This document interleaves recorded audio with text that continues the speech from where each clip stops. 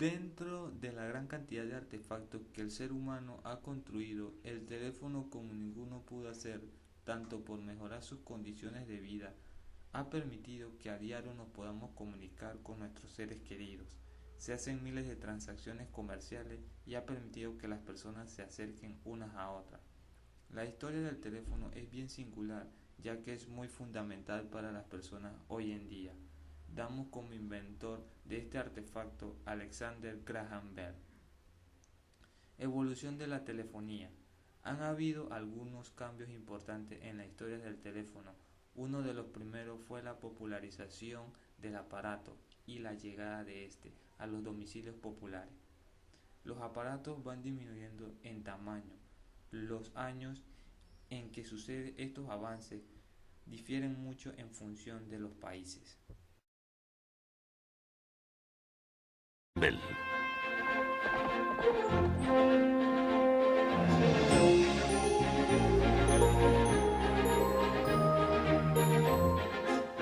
No hay nada en la Tierra que preste un servicio tan rápido como el teléfono, ni nada que se haya maldecido tanto como él. Son las palabras de un crítico a principios del siglo XX sobre los pros y los contras del teléfono.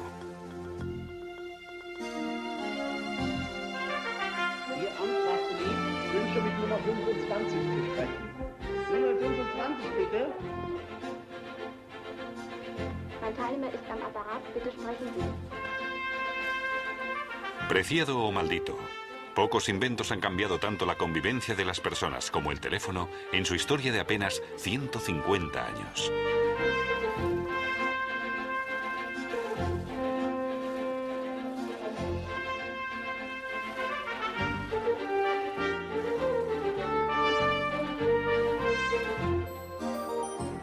Alexander Graham Bell ayudó a conseguir la creación de este invento realmente revolucionario. Natural de Escocia, con 23 años, se trasladó a Boston para ejercer de profesor de gramática para sordos. Bell estudió el origen del sonido con su colaborador, Thomas Watson. Los dos investigadores querían transmitir palabras mediante energía eléctrica. El teléfono por fin es un instrumento práctico. En 1875 terminaron el prototipo de su teléfono, que más tarde les daría a los dos la fama y a Bell una inmensa fortuna. Pero Bell nunca ocultó que la idea del invento había nacido, en realidad, de otro. Johann Philipp Reis construyó su teléfono 15 años antes que Bell, pero nadie le tomó en serio. Al profesor y físico alemán le intrigaba la idea de simular la función del oído humano con electricidad. Reis construyó una oreja artificial de madera de encina y metal. Este aparato de audición estaba conectado a una batería, y cuando Reis hablaba, se movía. Este mecanismo de contacto oscilante variaba la intensidad de la corriente. Con su aparato, Reis podía reproducir sonidos a la distancia que deseara. Era el primer teléfono eléctrico. Die Sonne ist von Kupfer. En 1861, Reis presentó un modelo mejorado a la Sociedad Alemana de Física en Frankfurt. En su demostración, tocó un violín. En este aparato, la corriente eléctrica también sufre variaciones por un mecanismo de contacto sensible al sonido. Por desgracia, a los eruditos de Frankfurt les faltó imaginación. Un aparato del que salían sonidos deformados les pareció una tontería. Por razones obvias, Reis no pudo fabricar en serie su aparato. La era del teléfono comenzó años más tarde con Alexander Bell en Boston.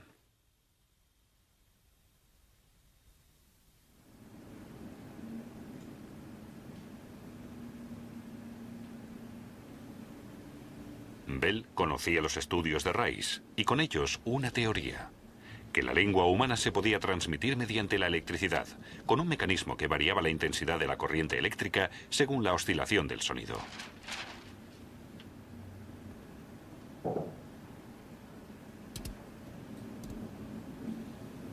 Pero a Bell le faltaba una mente práctica para la materialización. Ninguno de los proyectos que había emprendido con Watson había salido adelante. Ni siquiera su telégrafo armónico, un aparato con el que querían transmitir simultáneamente varias señales distintas a través de una sola corriente. I made them exactly after your sketches. See the bar and the new wire for the coil? Pero esa noche de junio, ni Bell ni Watson se imaginaban que su telégrafo armónico era I prácticamente really hope they un work better teléfono. than the last ones.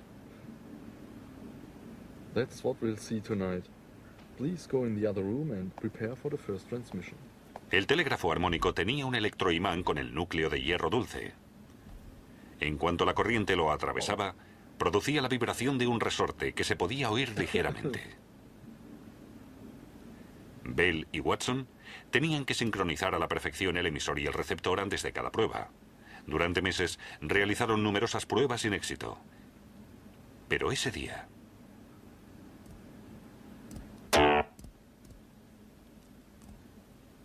Bell creyó haber oído la vibración propia de una placa metálica.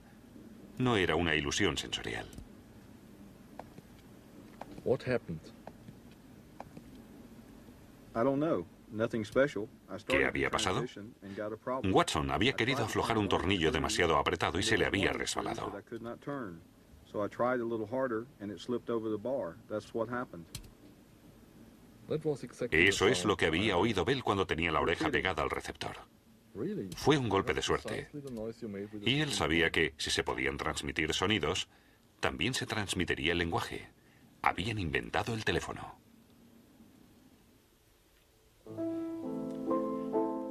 El 7 de marzo de 1876, Alexander Bell solicitó la patente de su invento. Pero lo hizo solo un poco antes que su mayor rival. Eliza Gray, inventor de Chicago, llegó a la oficina de patentes solo 2 horas después que él. 2 horas que le salieron muy caras. Durante años, Gray se enfrentó a Bell hasta que obtuvo una modesta indemnización. Por su parte, Bell inició rápidamente una campaña de publicidad por todo lo alto. Su aparato parlante fue la estrella indiscutible de la Exposición Mundial de Filadelfia de 1876. Dios mío, habla.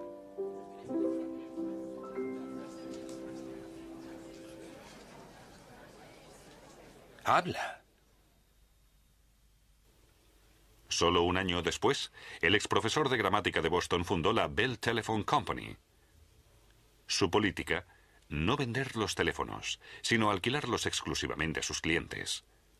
Un plan inteligente, como se demostraría más tarde, pues de esa forma, la Bell Company se aseguró durante mucho tiempo el monopolio del sistema de teléfonos americano.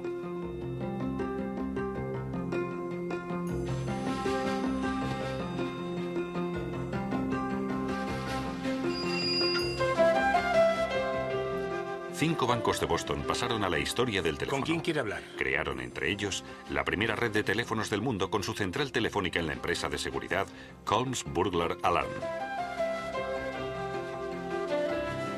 Poco después, Bell publicó el primer listín telefónico. Grandes ciudades como Boston contaban con apenas 50 nombres. Pero eso cambió pronto. 3 años después de su fundación, la Bell Company ya contaba con 50.000 clientes. Grandes empresas de telegramas como la Western Union solicitaban licencias a Bell y se introducían en la industria telefónica. Pronto, el cable del teléfono conectó unas ciudades con otras. La red crecía y crecía.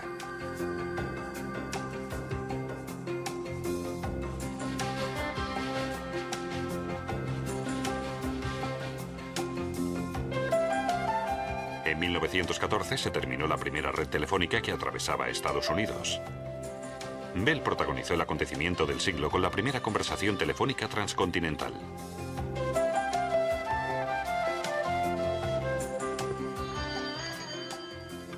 Una distancia tan grande solo se pudo abarcar con la inserción de micrófonos de carbón en los teléfonos.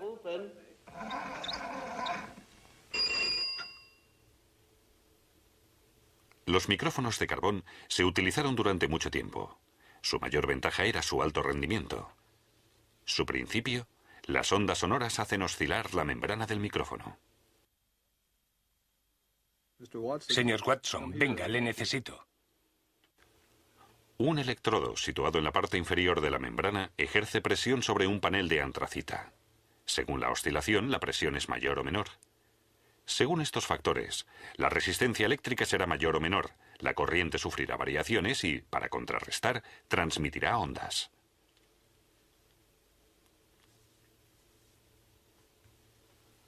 Los receptores telefónicos se fabricaron mucho tiempo según el principio electromagnético. La corriente variable entrante atravesaba unas bobinas envueltas en imanes permanentes. Según la intensidad de la corriente, el imán ejercía más o menos fuerza y hacía oscilar una membrana metálica.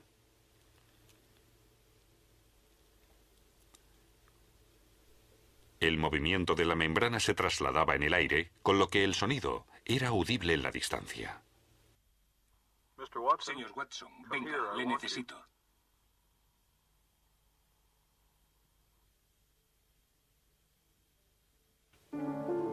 Principios del siglo XX.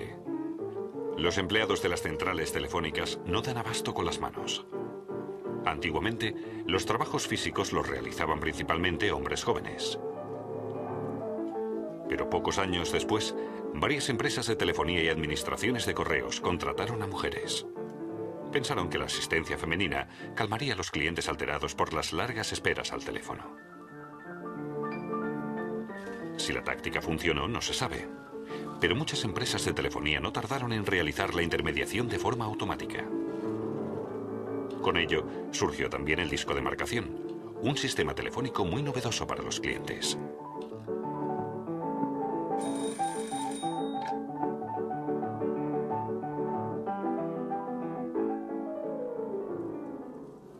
En la actualidad todo ha cambiado. Hoy son máquinas las que nos ponen en contacto con las líneas telefónicas. Los telefaxes leen fragmentos de texto y los convierten en datos informáticos. El receptor se conecta automáticamente.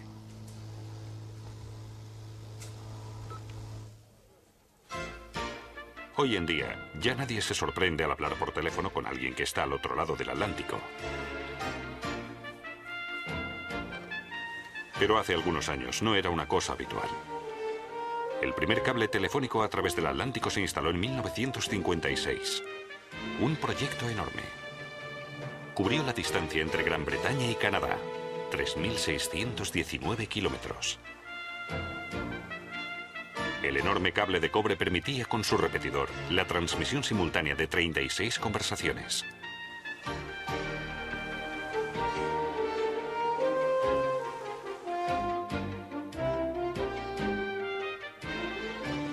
Antes de la instalación del cable en el océano, los radioenlaces mantenían el tráfico telefónico intercontinental. Hallo, Papa. Nein, Frau Nerser, hier ist Karl Hollmann. Wer? Herr Hollmann? Ja. El primer enlace radioeléctrico se creó en 1920. En aquel momento, la comunicación internacional era un circuito de espera. Solo se podía mantener una conversación por canal radioeléctrico. Was sagen Sie? Con lo que los avances empezaron a pedirse a gritos. Ja, Etwas lauter bitte. ja, ja, ja. En la actualidad, las señales radioeléctricas siguen comunicando gran parte del mundo. Pero los satélites de telecomunicaciones en órbita permiten miles de conversaciones simultáneas.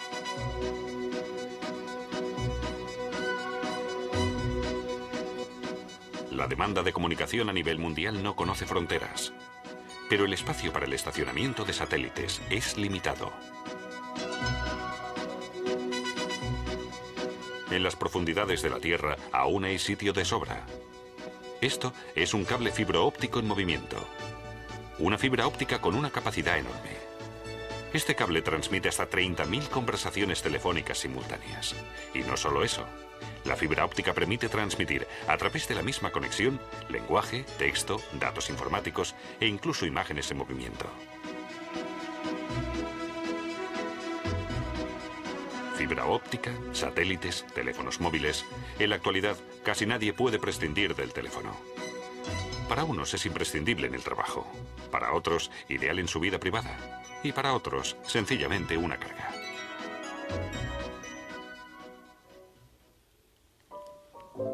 Desde la época de Bell, las conversaciones telefónicas no han cesado. En la red de telefonía estadounidense solo se ha producido un minuto de silencio absoluto. Señor Watson, venga, le necesito. Fue el 6 de agosto de 1922, en memoria de Alexander Graham Bell, que murió 2 días antes de cumplir 75 años.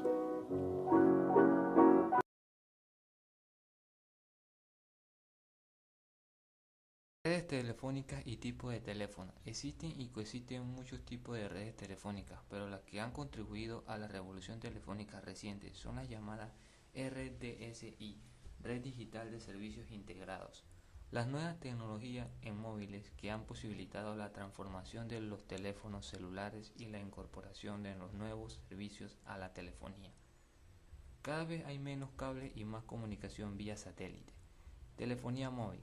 La llegada de los móviles no solo ha revolucionado la variable espacial, poder comunicarte con total independencia desde cualquier lugar, sino también la función básica del aparato. Además de transmitir comunicación verbal, también incorpora la textual e imágenes. Con los móviles de tercera generación de tecnología UMTS, se pueden acceder a Internet desde el móvil. Las nuevas tecnologías se integran y pronto será difícil distinguir entre ellas.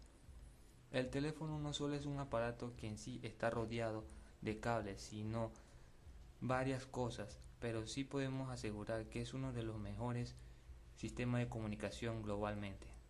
No solo se puede decir que es uno de los mejores, porque aún hay muchos mejores que este, pero sí que fue el iniciador de la comunicación actual.